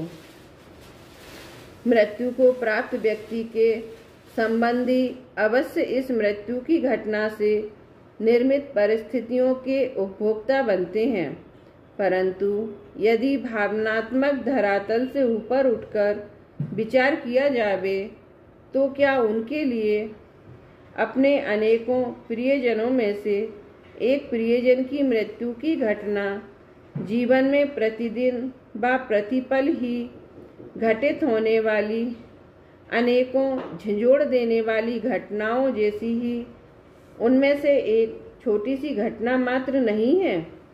प्रतिदिन ही तो विश्व, देश व समाज को हिलाकर रख देने वाली अनेकों घटनाएं घटित होती ही रहती हैं व हम सभी उनका एक हिस्सा होने के नाते उनसे प्रभावित होते रहते हैं। स्काईलैब गिरने की घटना या वर्ल्ड ट्रेड सेंटर पर हमले की घटना से यूं तो सीधे सीधे हमारा क्या रिश्ता है, या कि सार्स और मेड काऊ की बीमारी भी हमें किस कोण से स्पर्श करती है, पर क्या ये घटनाएं हमें अंदर तक हिलाकर नहीं रख देती हैं, भयभीत नहीं कर देती हैं, खेद खिन्न नहीं कर देती हैं? क्या व्यापार के क्षेत्र की विश्वव्यापी मंदी हमें परेशान नहीं बनाए रखती, या पाकिस्तान की करतूतें व अमेरिका का रूप हमें चिंतित नहीं करता है? हालांकि हम सीधे सीधे इन सबसे प्रभावित, इफेक्टेड होने वालों की श्रेणी में नहीं आते हैं, तब भी और फिर व्यापार के उतार चढ़ाव, अपने व संबंधियों के स्वास्थ्य में उठाव गिराव, अपने जीवन में होने वाली चोरी, डकैती, हिंसा, हत्या की घटनाएं, व्यापार की लाभ हानि, सरकारी कानूनों की समस्याएं, समाज में व्याप्त शोषण व भ्रष्टाचार, अन्याय, अनिष्ट संयोग आदि निरंतर हमें परेशान नहीं किए रहते हैं? क्या हमारे बहुत बड़े सामाजिक संपर्क में या कि विस्तृत संबंधी परिकर में या स्वयं अपने विशाल परिवार में ही सदा ही जन्म मरण जैसी घटनाएं घटित नहीं होती रहती हैं, पर जीवन भर जीवन में आते रहने वाले झंझावातों के बीच अब ये घटनाएं इन जैसी अनेकों घटनाओं जैसी ही अनेकों में से एक घटना मात्र बनकर नहीं रह गई है? अरे उन जैसी भी कहाँ, जब अनेकों ज्वलंत समस्याएं जीवंत मुंह बाए खड़ी हों, तब इस एक मरी हुई घटना पर ध्यान भी देने का अवकाश भी किसके पास रहता है? एक दुर्घटना में घर परिवार के ही एक दो सदस्यों की मृत्यु हो गई हो, व कुछ अन्य मृत्यु से संघर्ष कर रहे हों, तब कोई मरे हुए को रोए या बचे हुए को संभाले। यह तो अत्यंत निकट बंधु बांधवों का हाल है। मित्रों की तो बात ही क्या, उन्हें तो और भी बहुत कुछ है करने को। किसी को शमशान से ही सीधे किसी की बर्थडे पार्टी में जाना है और उसके बाद किसी की शादी में, क्योंकि सामाजिक जीवन में इन सभी का महत्व भी तो कुछ कम नहीं है। सभी व्यवहार तो निभाने पड़ते हैं, और फिर किसी की शादी भी तो कोई रोज रोज नहीं होती है ना। आप कह सकते हैं कि आप तो दूर के लोगों की बात कर रहे हैं, पर सर्वाधिक प्रभावित तो भाई बंधु, माता पिता व पत्नी बच्चे होते हैं, और हमें तो उनकी चिंता है। उन बेचारों का हमारे बिना क्या हाल होगा, वे तो हमारे बिना रह ही ना सकेंगे। दिल बहलाने को गालिब ये ख्याल अच्छा है, अन्यथा हकीकत तो यह है कि वे सभी तो इस दिन के लिए, इस घटना के लिए कब से तैयार बैठे हैं। क्यों विश्वास नहीं होता ना? अभी हो जाएगा। पुत्र तो आपको निर्भर करने के लिए व तिजोरी की चाबी सहित सब जिम्मेदारियों को अपने कंधों पर उठा लेने के लिए न जाने कब से लालायित है ही। पत्नी भी यूं तो कहने को तो वैधव्य वाले जीवन की कल्पना से ही सिहर उठती है, व सुहागिन ही मरना चाहती है, तथापि यदा कदा अनजाने ही उसका भी अभिप्राय प्रकट हो ही जाता है। जब संसार के यथार्थ का वर्णन करती हुई समय रहते अपने पक्ष में वसीयत करवा लेने के लिए अपनी समस्त कलाओं का उपयोग करते हुए वह कहती है कि जीवन का क्या भरोसा, जाने कब क्या हो जावे, तब मेरा क्या होगा। इस प्रकार वह भी आपके बिना जीने के लिए तैयार है। अब भी क्या आप ना मानेंगे कि आपके चारों ओर आपके अपने लोग किस तरह आपके बिना जीवन जीने की तैयारियों में किस कदर व्यस्त रहते हैं। यह तो मृत्यु पूर्व की उन तैयारियों की बात है जो जीवन भर ही चलती रहती हैं। अब मृत्यु के बाद की भी कुछ चर्चा अप्रासंगिक नहीं होगी। मृत्यु की क्रिया सानंद संपन्न होते ही आसपास का माहौल आश्चर्यजनक रूप से युद्ध स्तर पर एकाएक सक्रिय हो उठता है और सभी लोग अपने अपने योग्य मोर्चे संभाल लेते हैं। कोई क्रियाकर्म की व्यवस्था में जुट जाता है, कोई संबंधियों को सूचित करने में, कोई डॉक्टर के पास दौड़ता है और कोई वकील के पास, कोई तिजोरी संभालने की चिंता करने लगता है और कोई वसीयत ढूंढने की। मृत्यु की सूचना पाकर लोग भाव विभल हो ना हो, पर यह जानना उनकी प्रथम प्राथमिकता होती है कि यह शुभ कार्य किस विधि से संपन्न हुआ। और फिर दूसरे ही दिन तिये की बैठक के बाद व्यवसाय के लिए जाने तक विभिन्न व्यवस्थाओं का एक निरंतर सिलसिला निकटस्थ लोगों को इस कदर व्यस्त रखता है कि वर्तमान की संभाल में व्यस्त वे बेचारे अभी अभी भूतपूर्व हुए उस प्रियजन का स्मरण ही नहीं कर पाते। एक विचार हमारे मस्तिष्क में आ सकता है कि यह तो हुई उन लोगों की बात जो यथा समय यथा विधि मरण को प्राप्त होते हैं, पर असमय ही दुर्घटना पूर्वक मृत्यु को प्राप्त परिजनों का विरह तो उन पर निर्भर लोगों को झकझोर ही डालता है ना। पर नहीं, कुछ भी तो नहीं बिगड़ता, बहुधा तो उल्टा ही होता है। धर्मपत्नी जो जीवन भर अबला बनी रही थी, एकाएक प्रबल हो उठती है।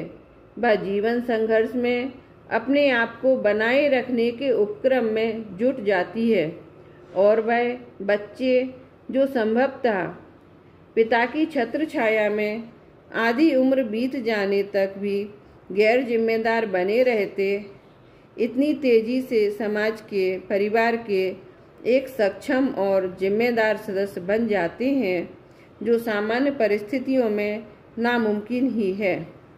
मरण यदि राजा का हो तो अगले ही क्षण एक ओर राजगद्दी के लिए संघर्ष होने लगता है, व दूसरी ओर राजतिलक की तैयारियां।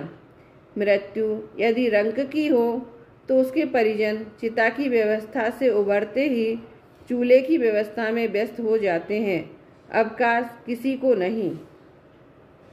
अवसान यदि योगी का होता है तो उसके शिष्य अगले ही पल आत्मा में जाने को तत्पर रहते हैं, और महाप्रयाण यदि भोगी का हो तो उसके उत्तराधिकारी भोगों के लिए तत्पर दिखते हैं।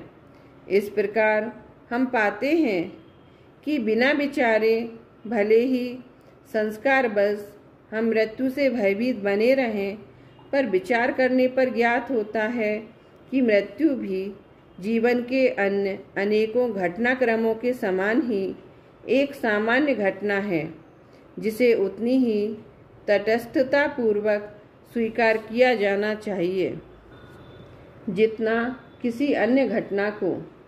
हम चाहें या न चाहें, जन्म मरण को स्वीकार करना हमारी नियति है, मजबूरी है, जब तक कि हम जन्म मरण का अभाव ना कर लें। इस सब के बावजूद मृत्यु को टाल सकने की क्षमता प्राप्त करने के दिवा स्वप्न में से शायद ही कोई अछूता रहा होगा। जीवन के किसी न किसी मोड़ पर हम सभी के मन में यह लालसा उत्पन्न अवश्य हुई होगी। यद्यपि मृत्यु को टालना व मेटना किसी के लिए भी संभव नहीं है, तथापि यदि ऐसा हो सके तो वह किस परिस्थिति को जन्म देगी, यह देखना अत्यंत महत्वपूर्ण है। हम में से अधिकतर लोग अपने समस्त दायित्वों का निर्वाह कर चुकने के बाद, अपना सक्रिय जीवन खत्म हो चुकने के बाद भी अनेकों वर्षों तक जीवित रहते हैं, और हम सभी बड़ी अच्छी तरह जानते हैं कि वह जीवन कैसा होता है। जब हम सक्रिय जीवन से अवकाश ग्रहण करते हैं, तब प्रारंभ में तो एक तीव्र जिजीविषा जन्म लेती है कि अब तक तो दायित्वों के निर्वाह में लगा रहा, पर अब मैं जीवन जीऊँगा भरपूर अपने तरीके से। पर अंततः जीवन की ओर हमारी यह दौड़ मृग मरीचिका ही साबित होती है। वह तृप्ति को नहीं, तिरसा को ही जन्म देती है। कुछ ही समय में हमें एहसास होने लगता है कि हम अप्रासंगिक इरलेवेंट हो चले हैं। अब हमारे बने रहने की कोई उपयोगिता नहीं रह गई है। अब किसी को हमारी आवश्यकता नहीं रही है, और अनुभव यह कहता है कि जैसे जैसे यह जीवन काल लंबा होता जाता है, हम अप्रासंगिक से अवांछित अनवांटेड होने लगते हैं। पहले हम मात्र अनुपयोगी यूजलेस हुए थे, अब बोझ बनने लगते हैं। और पहले हमारी मौत अपेक्षित एक्सपेक्टेड हुआ करती थी, अब चाहत डिजायर बनने लगती है। अब हम घर परिवार समाज व देश के लिए संपदा न रहकर दायित्व लायबिलिटी बनने लगते हैं, क्योंकि अब हम उत्पादक प्रोड्यूसर नहीं रहते, मात्र उपभोक्ता कंज्यूमर बन जाते हैं। उपभोक्ता भी मात्र वस्तुओं के नहीं, समय व ध्यान अटेंशन के भी। और किसके पास समय है जो ऐसे अनुपयोगी लोगों के पीछे बर्बाद कर सके, और फिर उस श्रम का कोई भी रिटर्न भी तो नहीं है। अब अगर इस प्रकार के जीवन का यह क्रम थोड़ा और लंबा खिंच जावे, तो हमारी मौत, जो अब तक अनपेक्षित से अपेक्षित और फिर उसके बाद चाहत बन चुकी थी, अब मुराद बनने लगती है, साध बन जाती है, व यदा कदा प्रसंगवश अपने ही परिजनों के बीच वाणी में भी प्रकट होने लगती है। ना मरे ना माचा छोड़े, इसी तरह के अन्य कई मुहावरे हमने समय समय पर सुने ही होंगे। इस प्रकार अब हम मर मर कर जीने लगते हैं, और इस पर भी अगर मौत हम पर अब भी कृपावंत नहीं हुई, तो अब हमारी मृत्यु एक आवश्यकता बन जाती है, एक ज्वलंत आवश्यकता। और यह ज्वलंत आवश्यकता की आग मात्र एक ओर नहीं रहती, दोनों ओर प्रज्वलित होती है। अब हम स्वयं भी मरना चाहते हैं, व अन्य लोग भी हमसे ऐसी ही अपेक्षा रखते हैं। यद्यपि ज्यों-ज्यों सभ्यता का विकास होता गया, त्यों-त्यों हम सभी अपने अपने मनोभावों को छुपाने की कला में पारंगत होते चले गए। तथापि हमारी इस तरह की भावनाओं की अभिव्यक्ति के प्रसंग उपस्थित होते ही रहते हैं, और कालांतर में परिजन ही नहीं, मित्र व समाज के लोग भी इस तरह की भावनाओं को अभिव्यक्ति प्रदान करने लग जाते हैं। आखिर उन्हें भी तो देश व समाज की चिंता है, बढ़ती हुई आबादी की व संसाधनों के अभाव की फिक्र है। कभी कभी तो अनचाहे अनजाने अनायास ही कुछ इस प्रकार के हास्यास्पद प्रसंग उपस्थित हो जाते हैं जिन पर हमारा कोई नियंत्रण ही नहीं रहता। उदाहरण के लिए मान लीजिए कि किसी के अत्यंत निकट परिजन यथा पुत्र पुत्री, भाई बहन इत्यादि कहीं दूर देश में रहते हों, व अपने माता पिता आदि की अत्यंत गंभीर मरणांतक दशा का समाचार सुनकर दौड़े दौड़े चले आए हों, तो उनकी मानसिकता का विश्लेषण प्रमोदकारी हो सकता है। वे सज्जन तबीयत की गंभीरता के समाचार सुनकर अपने अत्यंत महत्वपूर्ण कामों को बीच में ही अपूर्ण छोड़कर बिना पर्याप्त तैयारी के चले तो आए, पर अब उन्हें वापस लौटने की जल्दबाजी तो बनी ही रहती है, क्योंकि उनका लौटना अत्यंत आवश्यक है भी। मैं आपसे पूछना चाहता हूँ कि किन परिस्थितियों में अब वे वापस लौट सकते हैं। एक तो यदि मरीज पुनः स्वस्थ हो जावे, और दूसरी मरीज की मृत्यु हो जाने पर आवश्यक जिम्मेदारियों के निर्वाह के बाद वापस लौटा जा सकता है। अब यदि हम तटस्थ व गंभीर होकर निरपेक्ष विचार करें, अपनी मनोदशा का विश्लेषण करें, तो क्या निष्कर्ष निकलेगा? आगंतुक किस अपेक्षा के साथ दौड़ा चला आया है? मरीज के स्वस्थ होने की कामना के साथ या मृत्यु की अपेक्षा के साथ? हालांकि हम आसानी से अपनी इस मनोदशा को स्वीकार नहीं करेंगे, पर अधिकतर मामलों में सच्चाई तो यही होती है कि आगंतुक मृत्यु की आशा लेकर ही आते हैं, क्योंकि जब तक पुनः स्वस्थ होने की आशा बनी रहती है, तब तक तो वह दिन खींचता ही रहता है कि ना जाना पड़े तो अच्छा हो। पर जब जीवन की आशा खत्म हो जाती है व मृत्यु निश्चित दिखाई पड़ने लगती है, तभी दौड़ता है। उक्त परिप्रेक्ष्य में अब उसे लौटने की जल्दी है। इसका अव्यक्त अर्थ क्या है? यही ना कि कब मरीज की शीघ्र मृत्यु हो व वह अपने अनुष्ठान संपन्न कर जल्दी से जल्दी लौट सके। इस क्रम में ज्यों-ज्यों दिन खिंचते जाते हैं, सभी की व्यग्रता बढ़ती जाती है। मैं पूछता हूँ कि किस बात की व्यग्रता है यह? आखिर आप चाहते क्या हैं? क्या मरीज की शीघ्र मौत?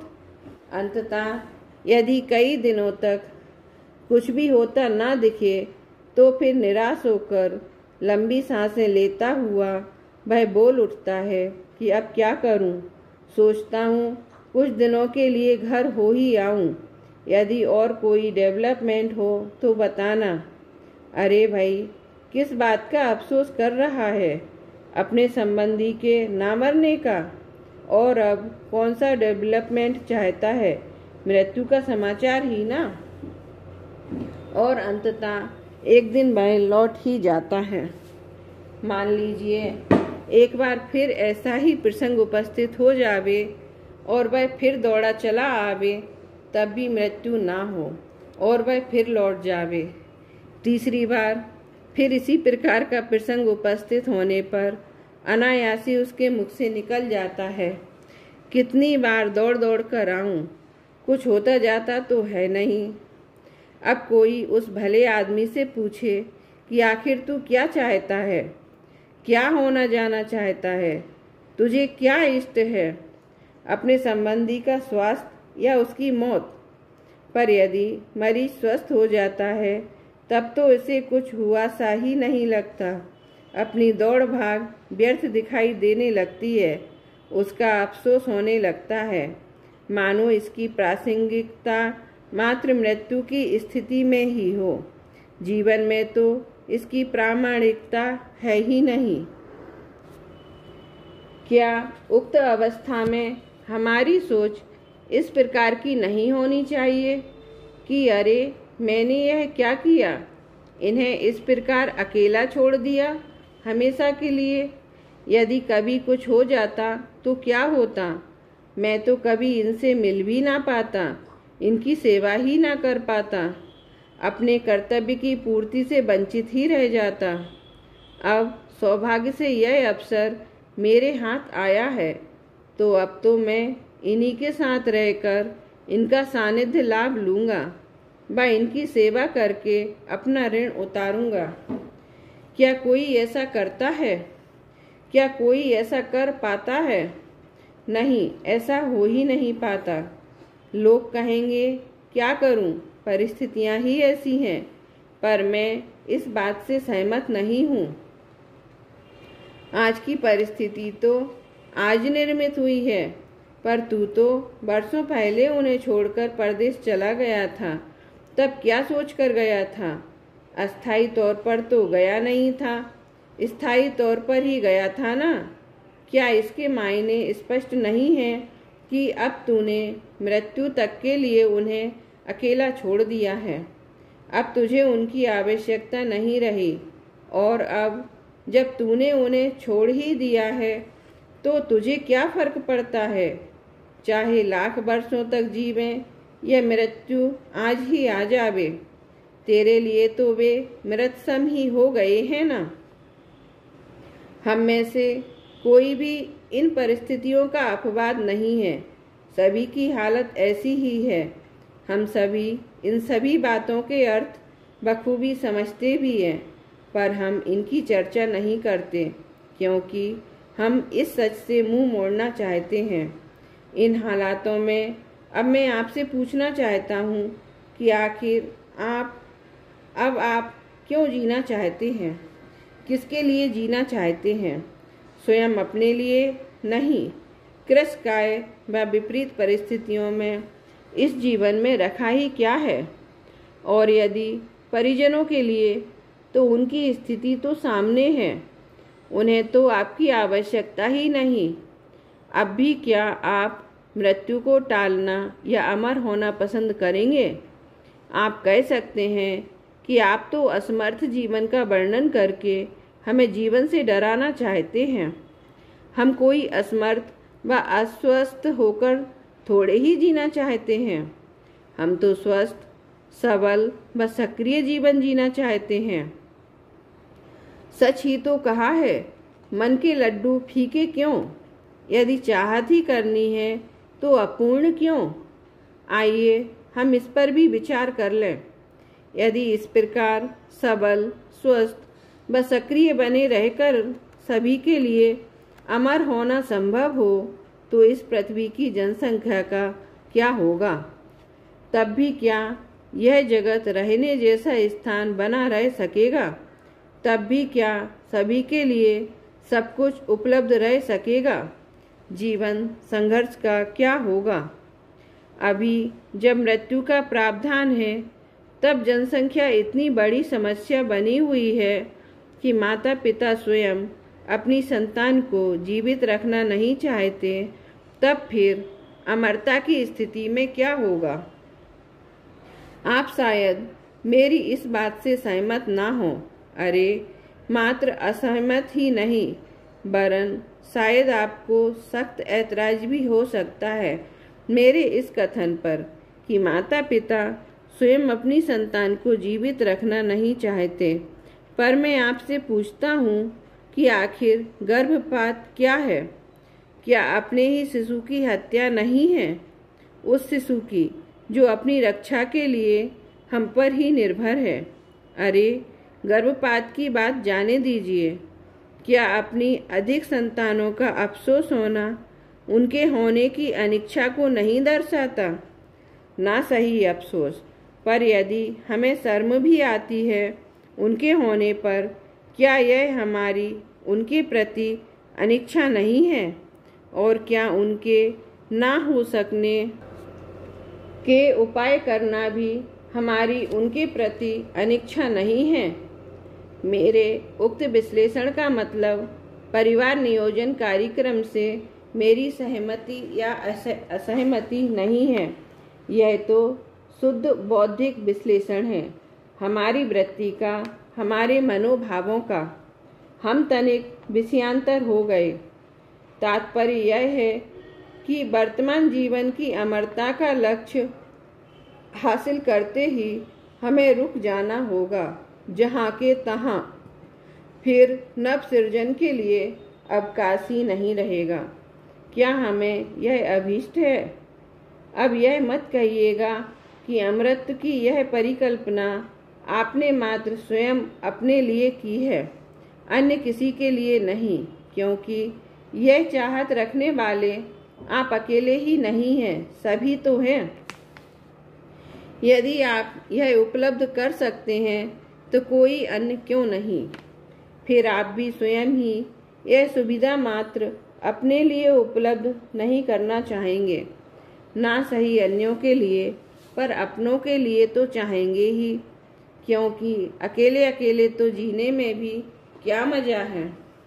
अरे हम तो बय हैं कि यदि 10-20 लोग साथ मरने को तैयार हो जावें तो हमें मरने से भी ऐतराज नहीं, और अकेले तो हम जीना भी नहीं चाहते। जब आप अपनों को अमृत बांटने निकलेंगे तो अपनत्व का यह दायरा द्रौपदी के चीर की भांति इस तरह बढ़ता चला जाएगा कि शायद अंततः वसुधैव कुटुंबकम की अवधारणा पर पहुंचकर ही थमे, यानी कि सारी सृष्टि ही अपनों में शामिल हो जाएगी। आपकी समस्त परिकल्पनाओं को नकारता हुआ मैं आपको अत्यंत निष्ठुर प्रतीत हो रहा होऊंगा, पर निराश होने की आवश्यकता नहीं। मेरे पास इस समस्या का एक इतना उत्तम समाधान उपलब्ध है जिसमें मृत्यु से होने वाली हानियों से तो बचा जा सकता है, व लाभ बनाए रखे जा सकते हैं। होने को तो यह भी उतना ही असंभव है, पर बात चाहत की चल रही है, कल्पना के आधार पर चल रही है, तो हम कल्पना के धरातल पर ही समस्त विकल्पों को क्यों न आजमा लें। यदि वे सभी तर्क व व्यवहारिकता की कसौटी पर खरे ही नहीं उतरते हैं तो हम स्वयं उस विकल्प को त्याग देंगे। उक्त समस्या का मेरा समाधान है पुनर्जन्म। मृत्यु के पश्चात मनुष्य गति में ही पुनर्जन्म हो जावे, बा पुनर्जन्म की स्मृति भी प्रकट हो जावे, तब दोनों काम हो जाते हैं। जीर्ण शीर्ण देह मिटकर नई देह मिल जाती है। फिर शैशव, बचपन, यौवन, बल, स्वास्थ्य सब कुछ मिल जाता है, और स्मृति के कारण पुराना परिकर, बंधु बांधव, परिवार व समाज भी मिल जाता है। ठीक है ना? पर नहीं, यह तो अत्यंत ही अनर्थकारक साबित होगा। यह तो अनेकों ऐसी विसंगतियों को जन्म देगा जिनका व्यावहारिक समाधान संभव ही नहीं है। सर्वप्रथम तो निष्ठा का सवाल खड़ा होगा। उस व्यक्ति की निष्ठा किसके प्रति होगी? किस परिवार के प्रति होगी? किस रिश्ते के प्रति होगी? क्योंकि सभी कुछ तो डबल हो जाएगा। सारे ही रिश्ते दोहरे डबल हो जाएंगे। माता पिता, भाई बहन, पति पत्नी, पुत्र पुत्री, इन रिश्तों में वह किस रिश्ते के प्रति निष्ठावान रहे, क्योंकि दोनों के प्रति एक जैसी निष्ठा का निर्वाह तो संभव है ही नहीं। और कुछ रिश्ते तो होते ही एकनिष्ठ हैं, जैसे पति पत्नी। यूं तो सभी रिश्ते एकनिष्ठ ही होते हैं, चाहे पिता पुत्र का हो या भाई भाई का। किसी के पिता को अपना पिता कह देना या पुत्र को अपना पुत्र कह देना और बात है, वह एक रिश्ते के तौर पर उसका निर्वाह दूसरी बात। प्रत्येक रिश्ते के साथ उससे जुड़े अधिकार एवं कर्तव्यों की एक लंबी श्रृंखला होती है, और दो स्थानों पर उनका निर्वाह व्यावहारिक तौर पर संभव ही नहीं है। यदि हम विस्तार में जाएं तो इन विसंगतियों को रेखांकित करते करते उम्र बीत जावे, पर हम विषयांतर नहीं होना चाहते। फिर भी एकाध उदाहरण की चर्चा असंगत नहीं होगी। मान लीजिए एक 80 वर्ष का वृद्ध व्यक्ति मरकर पड़ोसी के घर में जन्मा। इस स्थिति से पैदा होने वाली विसंगतियों की जरा कल्पना करें। कल तक वह 80 वर्ष का वृद्ध था, तदनुसार ही सम्मान पाता था। लोग उसे दादाजी, पिताजी, दाऊजी, बाबूजी, सेठ साहब आदि नामों से पुकारा करते थे। अब मैं पूछना चाहता हूँ कि उसे किस प्रकार के संबोधन से पुकारा जाए, उसके साथ किस प्रकार का व्यवहार किया जाए, वृद्धवत या बालकवत। उसे अपने लिए कौन सा व कैसा नाम पसंद आएगा? वही 80 साल पुराना पूर्व जन्म का नाम, छदामी लाल, या आज का आधुनिक नाम किंजल? वह किस प्रकार के कपड़े पहने, वही धोती कुर्ता और पगड़ी या फिर आधुनिक जीन्स? कल का PhD डिग्रीधारी आज स्कूल जाए या ना जाए? बच्चों के साथ घर घर का खेल खेले या ना खेले? अब वह टॉफी, चॉकलेट खाना पसंद करेगा या डाबर का च्यवनप्राश और हवाबाण हरडे? अब उसकी पूर्व जन्म की बहुएं उसके समक्ष मर्यादा पूर्वक पर्दा करें या गोद में लेकर खिलाएं? इस प्रकार क्या क्या विसंगतियां पैदा होंगी, उनकी कल्पना सहज ही की जा सकती है।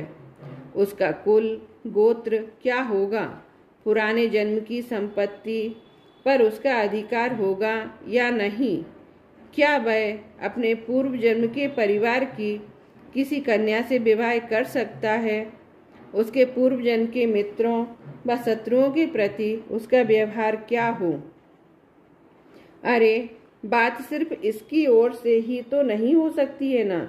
यदि पूर्व जन्म में कोई कर्जा लिया था, वह चुका नहीं पाया था, अब यदि वह पैसा वापस मांगने लगे तो क्या होगा?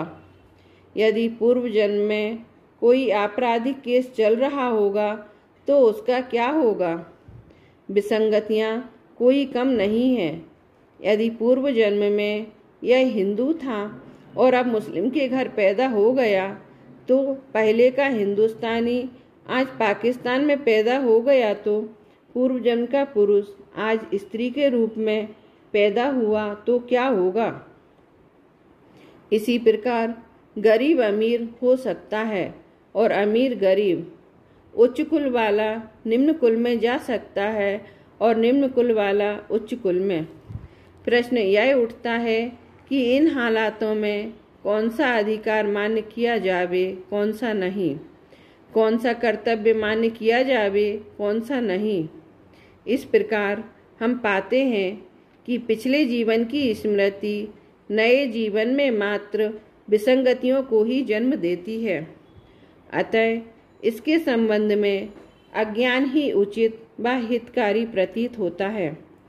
जीवन एवं मृत्यु के संदर्भ में जिन तथ्यों की चर्चा अभी तक हमने की है, ऐसा नहीं है कि हम उन बातों को अब तक जानते समझते नहीं थे, इसलिए हम मृत्यु के प्रति भयभीत थे, और अब इन तथ्यों को समझने के बाद हमारा भय दूर हो जाएगा। दरअसल मृत्यु के प्रति हमारी हिचक का मूल कारण है तुरंत चल पड़ने की हमारी तैयारी का ना होना है।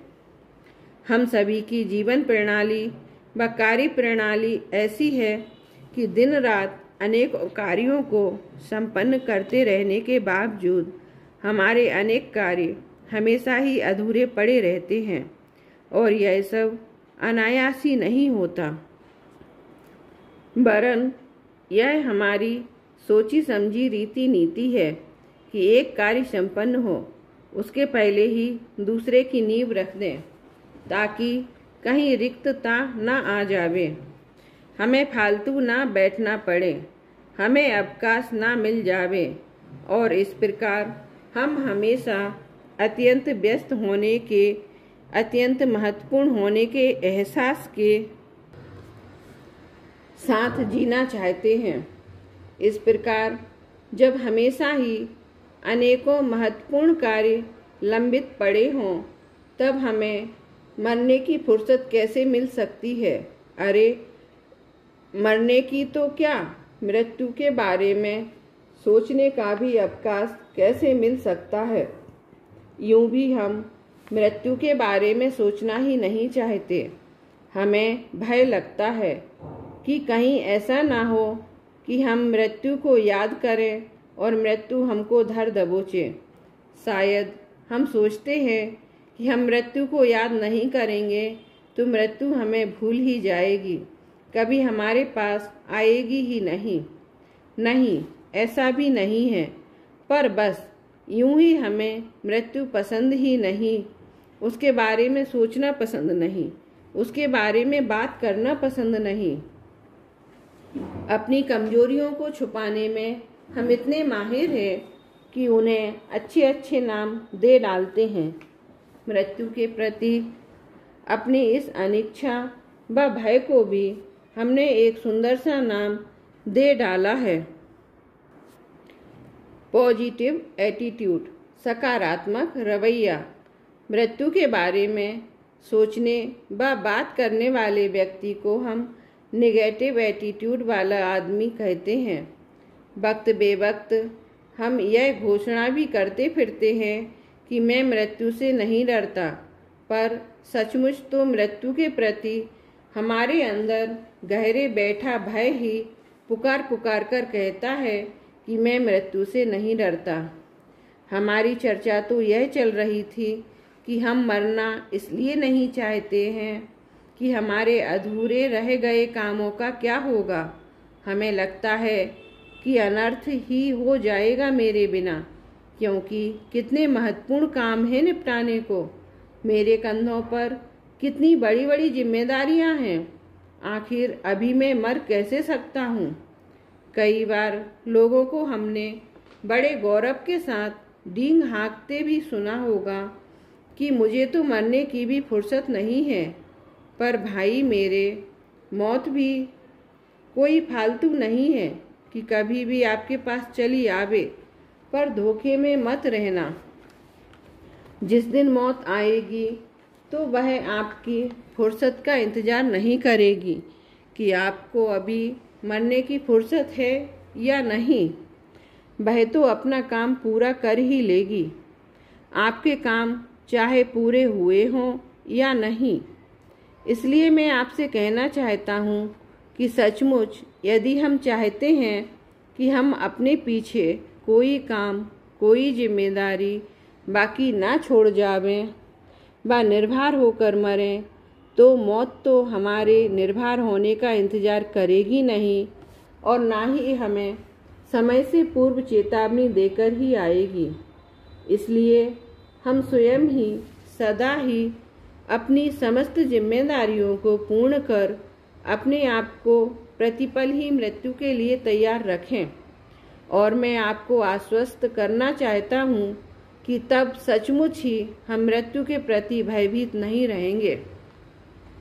मैं जानता हूँ कि मेरा उक्त सुझाव आपको कतई स्वीकार नहीं होगा, क्योंकि हम सभी के व सारे जगत के विचार तो ठीक इसके विपरीत हैं। हम तो मानते हैं कि यदि जीवन में कुछ करने को नहीं रहेगा तो जीवन समाप्त ही हो जाएगा। शायद हम समय से पूर्व मर जावें।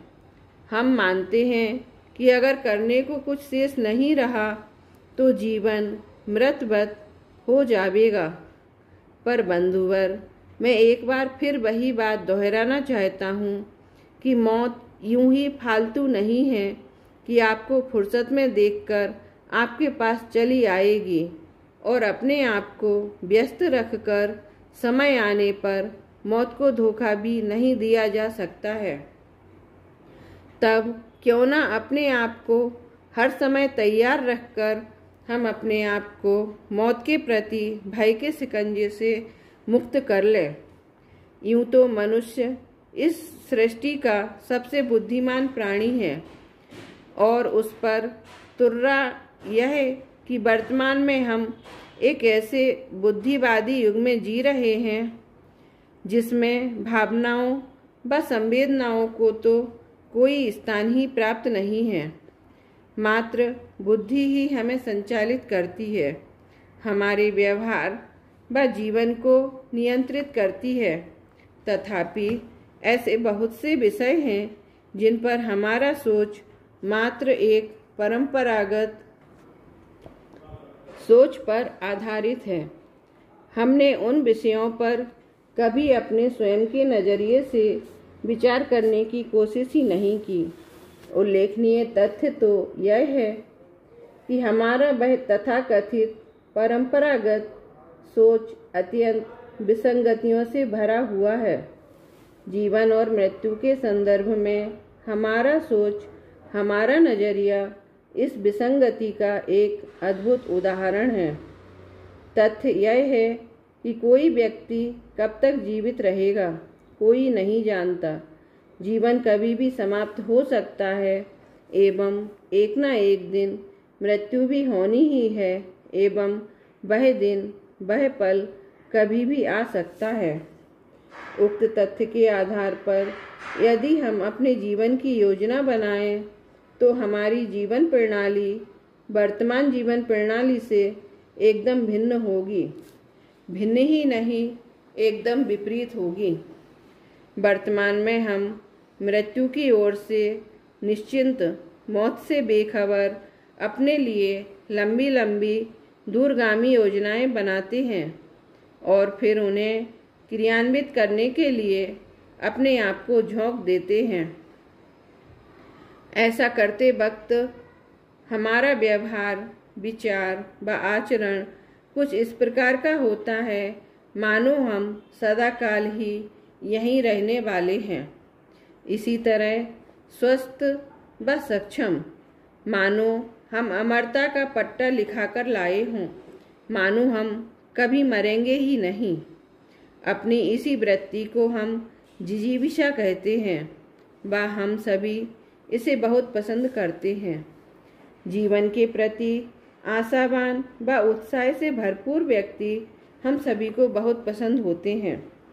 इस प्रकार अपने आप को झोंककर हम संसार का विकास करते हैं व अपने लिए संसार का विस्तार करते हैं। जब हमारी योजनाएं व आयोजन ही इस प्रकार के होंगे तब हमें जीवन में अवकाश मिलेगा ही कैसे।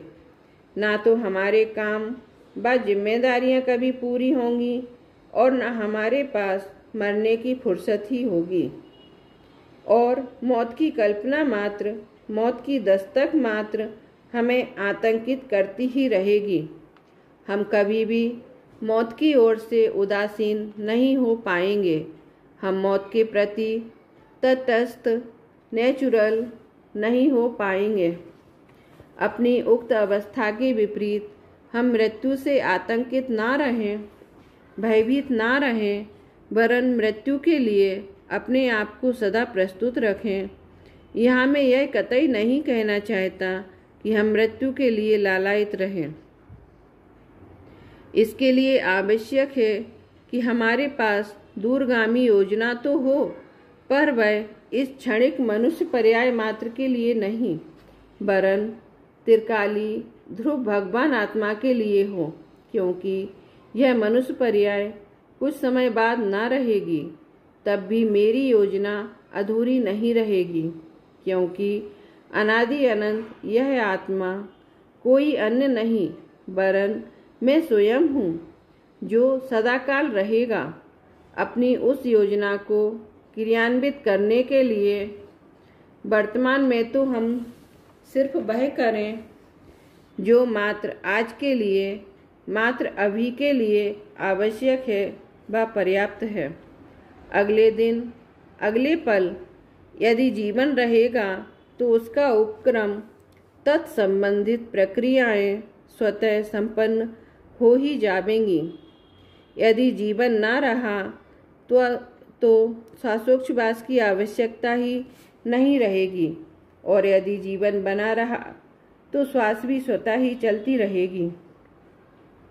इस प्रकार कभी भी हमारे पास अगले पल के लिए ऐसा कोई कमिटमेंट नहीं होगा जिसके लिए हमें जीवित रहना आवश्यक हो। कमिटमेंट पूरा करने के लिए जीवित रहना आवश्यक नहीं होगा। हाँ, यदि जीवित रहे तो तत्संबंधी न्यूनतम मिनिमम आवश्यकताएं रिक्वायरमेंट्स उत्पन्न होंगी, जिनकी पूर्ति जीवन क्रम में स्वाभाविक रूप से स्वतः ही हो जाएगी। यह सब क्या और कैसे होगा, इसकी विस्तृत चर्चा अन्य कृति जीवन का विज्ञान व जीने की कला में विस्तार पूर्वक करेंगे। यदि सूत्र रूप में कहा जाए तो हम कह सकते हैं कि हमारा यह वर्तमान जीवन हमारी अनंत यात्रा का इस त्रिकाली भगवान आत्मा की अनादि अनंत जीवन यात्रा का एक पड़ाव मात्र है। यह हमारी अंतिम नियति नहीं है, यह हमारा गंतव्य नहीं है, यह हमारा अंतिम लक्ष्य नहीं है। यह मात्र एक पड़ाव है, एक छोटा सा पड़ाव, मात्र तात्कालिक महत्व की वस्तु। हम अपने इस जीवन की व्यवस्थाओं व आयोजनों को मात्र उतना ही महत्व दें जितना हम अपने किसी प्रवाह के दौरान अपने ठहरने व भोजन आदि की व्यवस्थाओं को देते हैं। उस दौरान हमारा सारा ध्यान तो हमारे प्रयोजन की ओर रहता है, अपने लक्ष्य की ओर रहता है। हम निरंतर अपने साध्य का ही चिंतन करते हैं, उसी की बात करते हैं, उससे ही संबंधित लोगों से मिलते हैं और उसी से संबंधित उपक्रम करते हैं। इस दौरान घूमने फिरने व मौज शौक की तो बात ही क्या, ठहरने व खाने के प्रति भी इस प्रकार व्यस्त रहते हैं कि जहाँ जगह मिली ठहर गए, जब और जो मिला सो कम से कम समय में जल्दी जल्दी खा लिया और फिर अपने मूल काम में लग जाते हैं। जिस प्रकार मात्र इस वर्तमान जीवन के संदर्भ में इस प्रकार का संतुलित दृष्टिकोण रखने वाला व्यक्ति लौकिक रूप से इस जीवन में सफल होता है, उसी प्रकार इस अनादि अनंत भगवान आत्मा के संदर्भ में इस जीवन के प्रति एक प्रवासी का सा संतुलित दृष्टिकोण रखने वाला व्यक्ति अपने त्रिकाली लक्ष्य को पाने में सफल होता है। यही जीवन में हमारी विजय है और यही हमारी मृत्यु पर विजय।